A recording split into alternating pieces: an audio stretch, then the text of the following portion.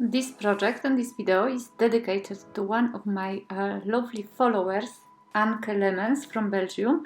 She asked me to make a page with teals and browns and no stamping. So I hope you're gonna like it.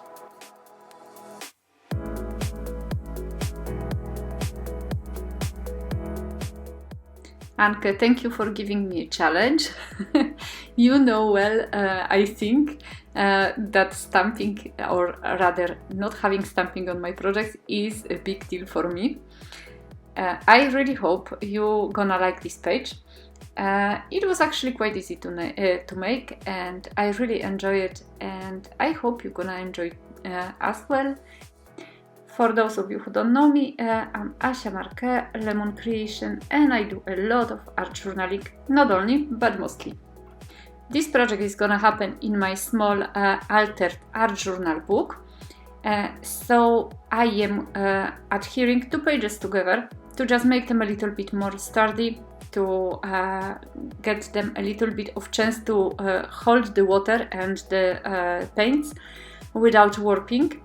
And for that I use matte glue, but you can use double-sided tape or even a normal glue. Everything depends on what you're gonna be putting on your pages and on your preference, of course. And I'm adding pieces of kitchen towel to both sides of the book, because I don't want to get any seepage of the paint to the other pages, simply. I was not sure what kind of paints I'm gonna choose, so I opted first for watercolors. And I was thinking I'm gonna go with watercolors, I'm gonna make a little bit of mix with watercolors, but finally I decided to go with Lindy's gang Magicals, and here are my Magicals, and I'm gonna go for the Autumn Leaves. Yes, that's the set which is called Autumn Leaves, and I'm gonna grab 2 of the Magicals from this set. And I also wanted to add a little bit of stenciling, because since I cannot do stamps and Anke didn't say anything about not using stencils, I'm gonna use stencil then. And guys, if you want me to do a project to your liking, please let me know in the comments down below, and I'll be glad to make something, of course, if I can, if it's in my possibilities, and a project dedicated to you. So I grabbed all my materials. This is a little bit different, this movie, I think. I just showed you a little bit of my craft space also. I wanted to show you how I'm choosing my materials, and I have to say that if I have precise thing in my mind, like in this case I had to use teals, for example, no stamping, it's kind of easier for me to find things and to work around them. But at the same time I have to do something which somebody asked me to do, so it takes a little bit of my liberty, but also lets me grow as an artist. And I think it's the case of every single one of us. If we go and do something which is not necessarily our cup of tea, you know, it can either turn into disaster. I mean, it's not really a disaster. It can turn into a project which is not nice and we are not happy with it. But quite often it actually teaches us something, and this is very good also, you know, to get in your heads, in my head, that, you know, sometimes challenges like that are cool. And so I'm chatting, but you know, I'm not telling you what's happening with the project. So I just stencil it with the mixed media paste. You're gonna get a list of products in the description box below. And now I'm just drying it.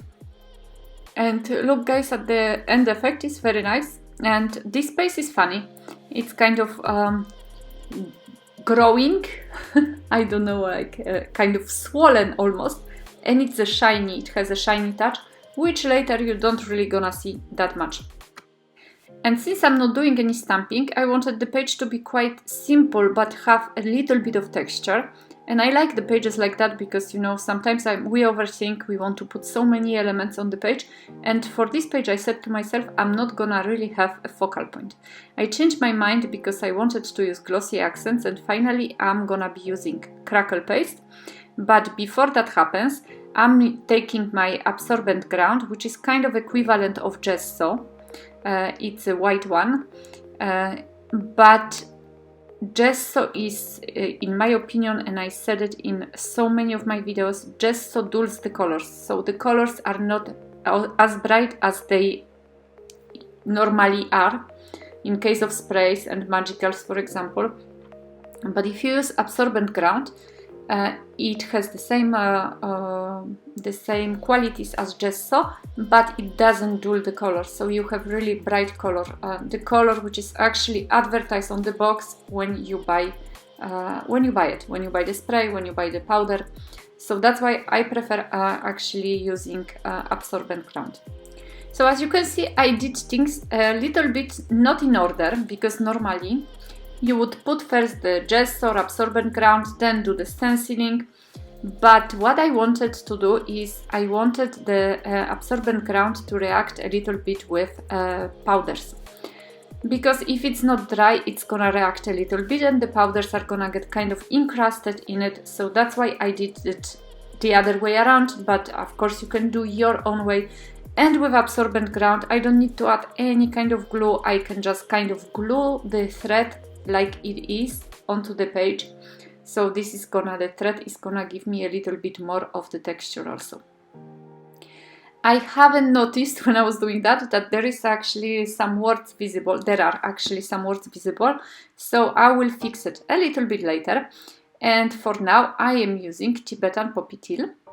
And I'm gonna just sprinkle it delicately onto the page. Not that much. They are quite cool, these powders, because they will last you for a long time. You don't have to use that much. And the second one is Cattail Copper Brown, I think.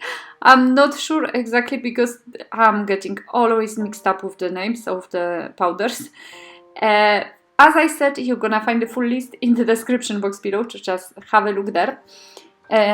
I don't know if you can see, but the powders are already reacting a tiny bit with the absorbent ground. Not that much, not probably as much as I would like, but this is not a big deal. Now I'm using Mini Mister, and once again, as I'm repeating, always Mini Mister gives me a very controlled spray, so that's why I like to use it also.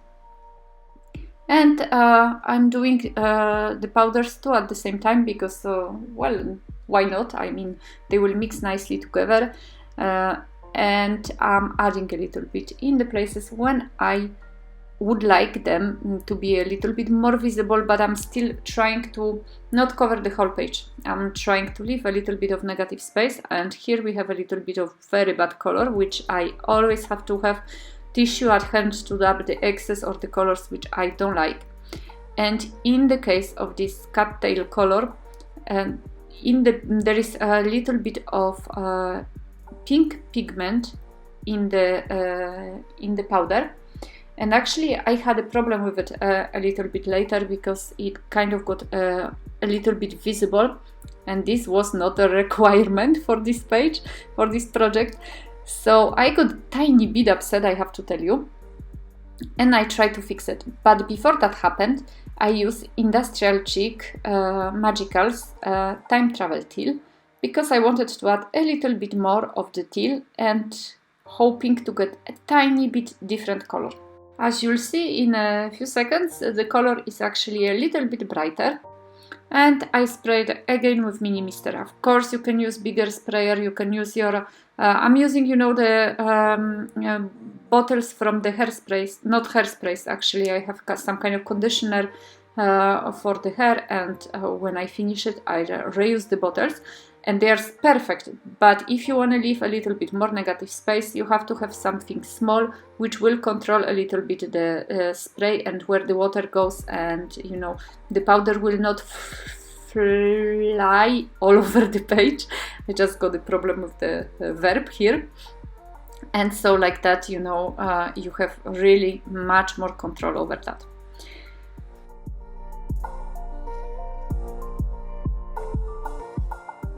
So now at this point, I think I just realized that there are words visible, and I didn't want them to be visible. So I'm using absorbent ground to cover it. gesso, heavy gesso, I have it, and probably it would have been better because it would have been easier, I think. But since I had it at hand, already opened, you know, I said to myself, oh, well, I'll go with what I have.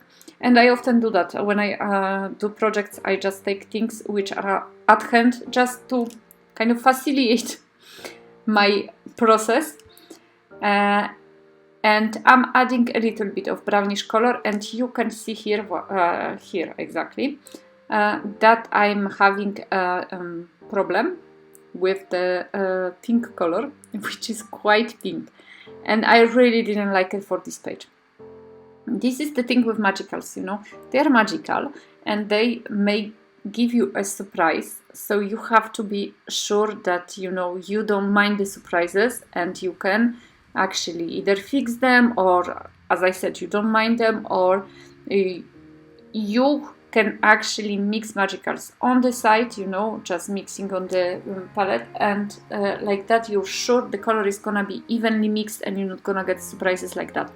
So now I am just adding a little bit of absorbent ground once again, because I removed it by accident, the one I put before, and I'm adding, and like that I got rid a little bit or almost entirely of these pink accents.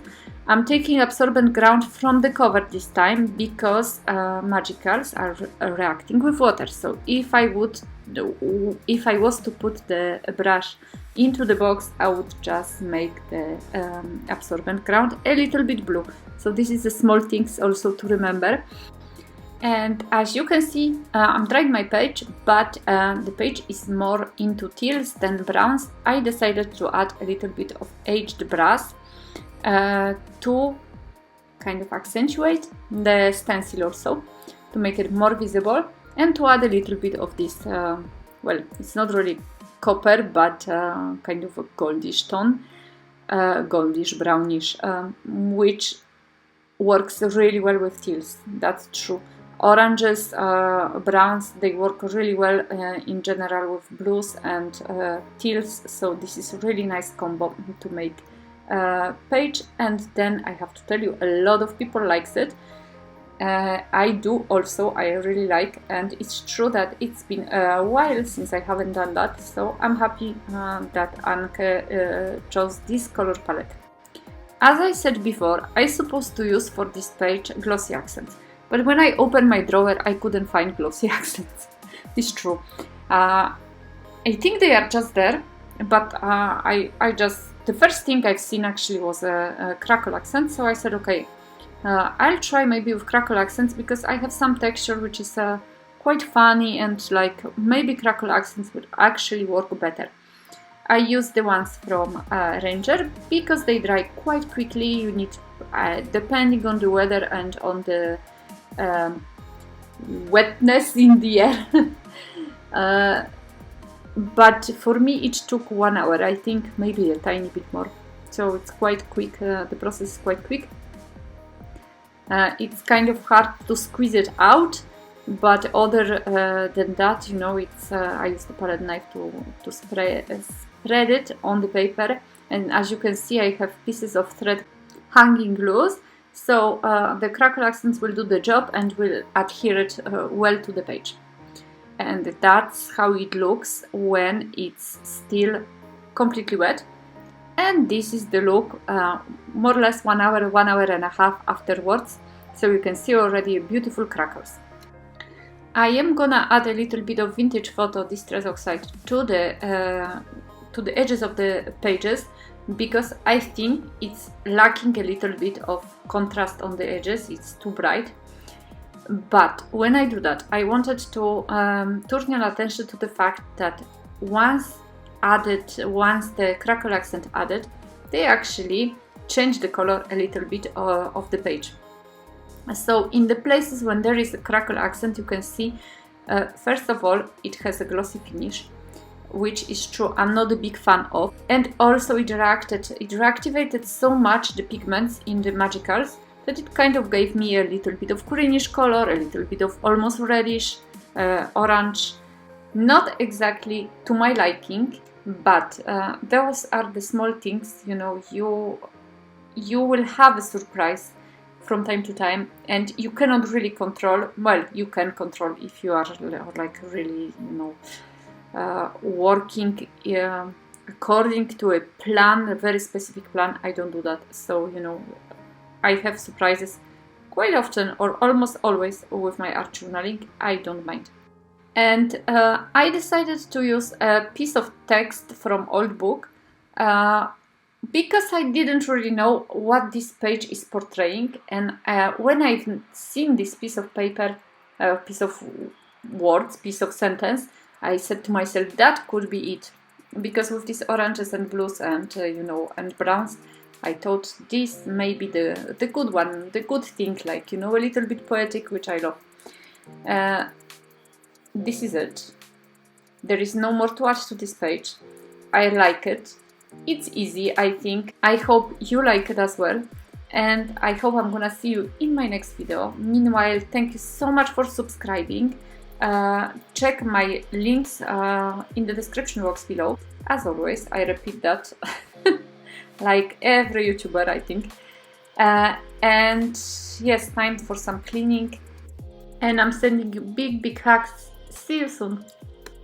And by the way, Annika, if you're watching this, please leave me a comment down below. I'm really wondering if you like it.